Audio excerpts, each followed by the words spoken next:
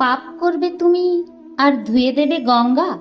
কাকে বোকা বানাচ্ছ, নিজেকে নাকি গঙ্গাকে? এই দুনিয়াতে কর্মের ফল সঠিক সময় পেয়ে যাবে, তা পেতেই হয়।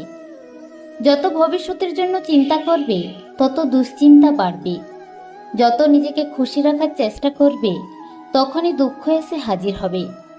যত সবার জন্য ভালো চিন্তা করবে ততই সবাই তোমার দোষ খুঁজতে ব্যস্ত হয়ে পড়বে। এটাই জগতের নিয়ম।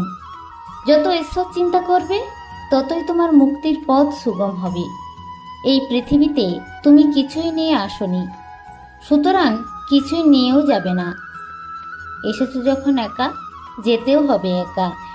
তাই যাওয়ার আগে এই রঙ্গমঞ্চে নিজের অস্তিত্ব টিকিয়ে রাখার জন্য, নিজের নামকে ধরে রাখার জন্য ভালো কর্ম করে যাও, কারণ কর্মেই তোমার পরিচয়।